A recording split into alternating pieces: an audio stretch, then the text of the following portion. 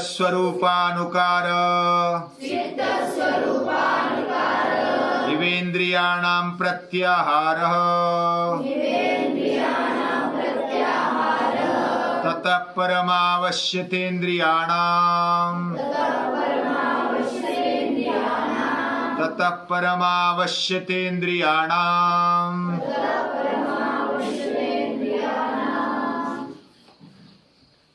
नवरात्र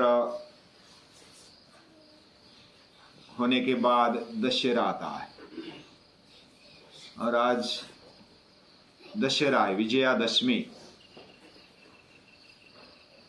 ये 10वां दिन विजय के रूप में मनाया जाता है।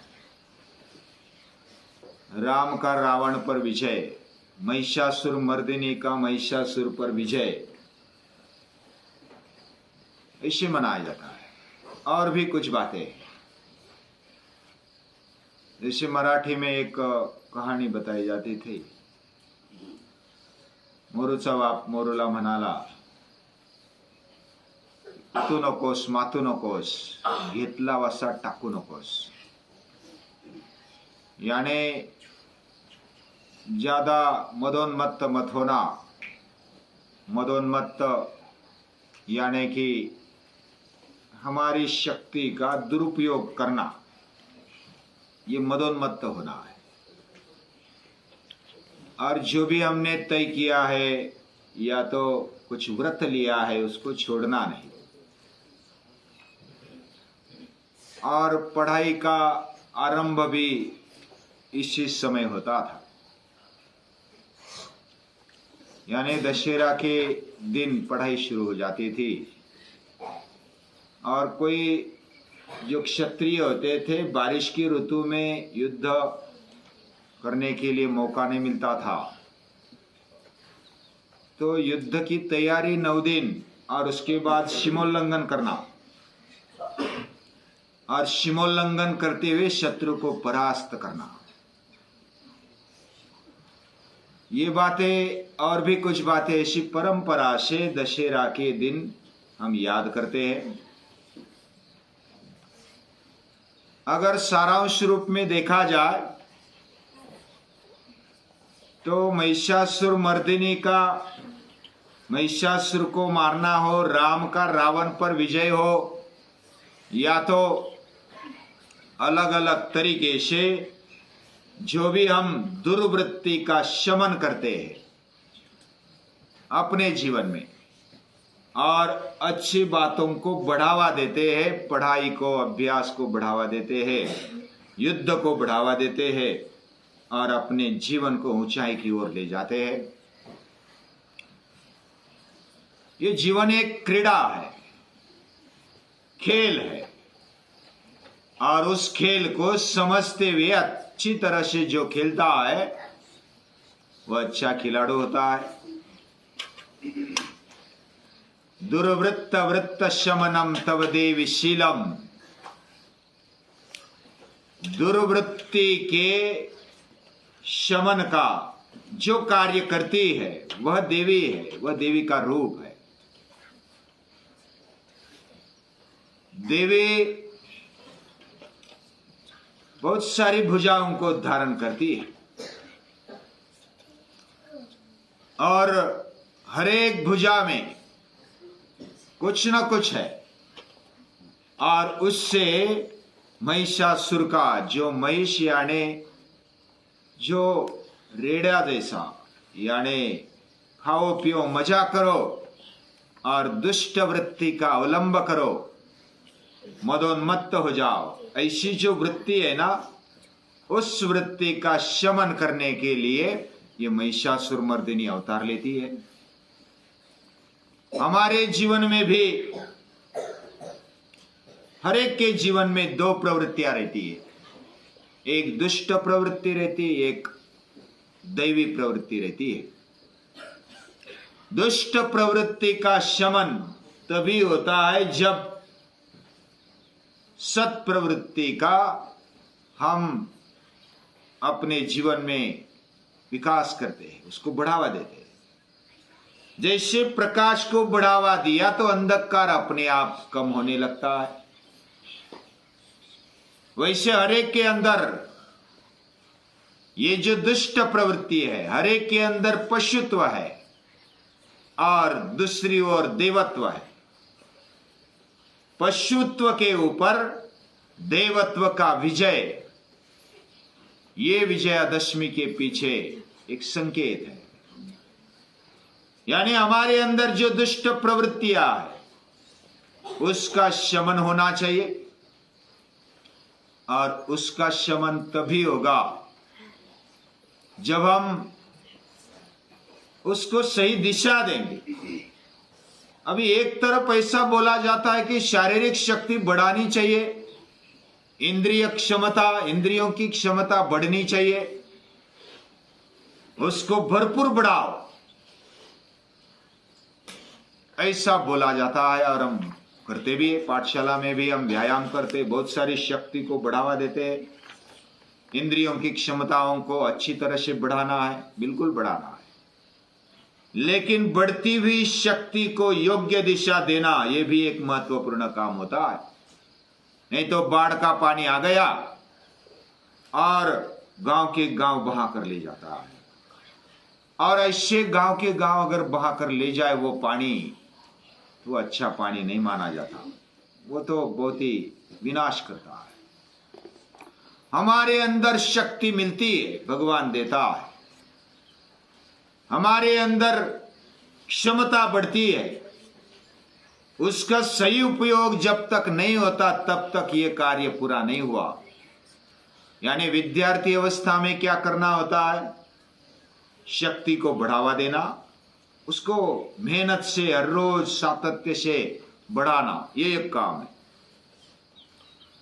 हमारी अलग अलग क्षमताओं को बढ़ाना, इंद्रियों की, आंखों की क्षमताओं को बढ़ाना, कान है, नाक है, जिह्वा है, त्वचा है, हाथ है, पांव है, हमारा मुख है, इसकी शक्तियों को बढ़ाना।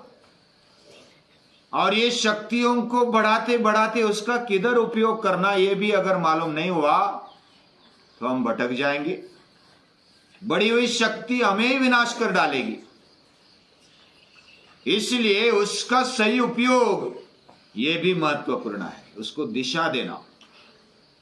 अगर दिशा हम नहीं दे सकते, इसका मतलब बढ़ी हुई शक्ति का उल्टा भी उपयोग हो सकता है, वही हम पर विनाश के लिए कारण बनेगी। तो हमारी शक्ति को बढ़ाना, ये पहली बात, क्षमताओं को बढ़ाना। दूसरी बात, हमारे मन और बुद्धि की शक्तियों को बढ़ाना, यानी अभ्यास करना। और तीसरी बात, संपत्ति को बढ़ाना, अलग अलग वस्तु, पदार्थ या तो संपत्ति, इसको बढ़ाना। यह इस काल में किया जाता है। नवरात्र में 3 देवियों की पूजा है ना, कौन सी है? पहले महाकाली, महाकाली यानी शक्ति, ऊर्जा, क्षमताओं को बढ़ाना, इसको बढ़ाना चाहिए। दूसरी बात, संपत्ति को बढ़ावा देना, अलग अलग, हमारी शरीर एक संपत्ति है, उसको बढ़ावा देना। हमारी मन बुद्धि की क्षमता है, उनको बढ़ावा देना। यानी संपत्ति, महालक्ष्मी की पूजा करते हैं, उसकी उपासना करते हैं। और तीसरी जो पूजा होती है वह है महासरस्वती, यानी विद्या को, अलग अलग विद्याओं को हमारे जीवन में लाना, कलाओं को लाना, ये बात है। उनकी क्षमताओं को बढ़ाना। ऐसे धीरे धीरे और बड़ी तीव्रता से व्रत लेकर जब हम महाकाली, महालक्ष्मी, महासरस्वती की उपासना करते तो वो प्रसन्न होकर हमें शक्तियां देती है। उन शक्तियों को सही दिशा में ले जाना, यही तो उपासना है। और उपवास करना, उपवास यानी उप यानी नजदीक, वास यानी रहना। महाकाली, महालक्ष्मी, महासरस्वती के पास रहकर उनका हमारे जीवन में विकास होना, उन शक्तियों का, वो शक्ति का प्रतीक है। और उन शक्तियों को सही दिशा मिलना, यह महत्वपूर्ण है। बढ़ावा देना यह भी बात है। वो नहीं है तो हमारा जीवन बलवान नहीं होता, बुद्धिमान नहीं होता, ज्ञानवान नहीं होता और समृद्ध नहीं होता है। समृद्ध भी करना है, बुद्धिमान भी बनना है और सर्वशक्तिमान भी बनना है। वो बनते हुए उसको दिशा देना, और जो हमारे अंदर शक्ति है, आत्मशक्ति, पूरी दुनिया के अंदर जो शक्ति है, परमात्मा शक्ति,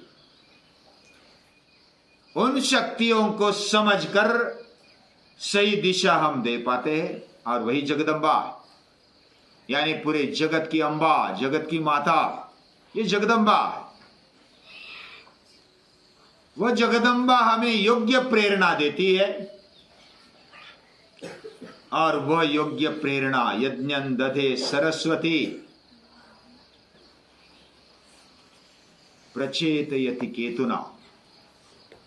ये जो अंदर सरस्वती माता बैठी है ना हमारे दिमाग में, हमारे जीवन में, वह यज्ञ कार्यों को प्रेरणा देती है और सत्कर्मों को प्रेरणा देती रहती है। चोदयित्री सुंदरता नाम चेतंती सुमति नाम। सुमति को बढ़ावा देने वाली सरस्वती माता होती है। हम अगर शांत बैठेंगे, स्थिरता से बैठेंगे, हमें क्या क्या मिला? हमें शक्ति मिली, ऊर्जा मिली, हमें संपत्ति मिली, हमें बुद्धि मिली, विचार करने की शक्ति मिली। इन शक्तियों को, इन विद्याओं को योग्य दिशा में हमें अंदर से ही प्रेरणा मिलती है। हम जो करते हैं वह सही कर रहे हैं क्या नहीं कर रहे हैं, आत्मशक्ति हमें बताती है। सही शांत बैठकर सुनना चाहिए। अंदर से आवाज आती है। आवाज आती है मतलब ऐसे शब्द की आवाज आती है, ऐसा नहीं है। हमें ऐसा लगता है कि ये बात सही है, हम प्रामाणिक रहे, ये बात सही है। हमारी शक्ति का दूसरों को त्रास या तो तकलीफ न हो, ये अंदर से माता बताती है। हमारा बल, हमारी शक्ति, हमारी विद्या, हमारा ज्ञान, हमारी संपत्ति, वो दूसरों को ऊपर उठाने के लिए काम आ जाए तो बहुत ही आनंद आता है। और वही शक्ति हमें बताती होती है।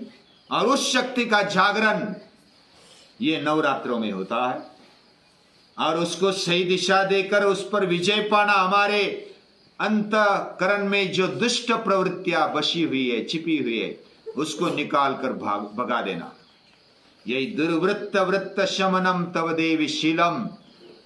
और इस प्रकार राम का रावण पर विजय, महिषासुर मर्दिनी का महिषासुर पर विजय, ये तो प्रतीकात्मक है। लेकिन हमारे जीवन में भी जो दुष्ट प्रवृत्तियां है, उन पर विजय पाते हुए विजयादशमी का उत्सव साजरा करना है, सीमोल्लंघन करना है। हमारी मर्यादाओं को, हम ऐसा सोचते हैं कि हमसे नहीं होगा, हमसे क्या होगा, ऐसा हो सकता है, दुष्ट प्रवृत्तियां बहुत ही बलवान है, ऐसा लगता है हमारे अंदर काम है, क्रोध है, विकार है, वो बहुत ही बलवान है, क्या करेंगे, वो हटेंगे या नहीं, ऐसा लगता है। लेकिन ऐसा नहीं, हमारे अंदर की शक्ति बहुत बड़ी है और वह शक्ति उसको परास्त करेगी ही करेगी। यह आत्मबल बहुत ही बड़ा है और उस बल को हम स्थान देंगे। तदेव लग्नम सुदिनं तदेव तारा बलं चंद्र बलं तदेव विद्या बलं दैव बलं तदेव लक्ष्मी पते तेंग्री युगं स्मरामि। ये जो आत्मबल है ना, उसके साथ ही पूरे बल आ जाते। और ये बलों के साथ जो दुष्ट प्रवृत्तियों का सामना होता है तो हमें ताकत मिल जाती है। हम अगर देवी का, जगदम्बा का स्मरण करते तो हमारे अंदर की दुष्ट प्रवृत्तियां नामोहरम हो जाती है और हम सत प्रवृत्ति पर आरूढ़ हो जाते हैं। और हमारा जीवन अंदर का तेज वही है, उस तेज को याद करते हैं, देवत्व को, देवित्व को याद करते हैं और उसको मन से नमन करते हैं और विजयदशमी की शुभकामनाएं देते हुए सभी को नमस्कार।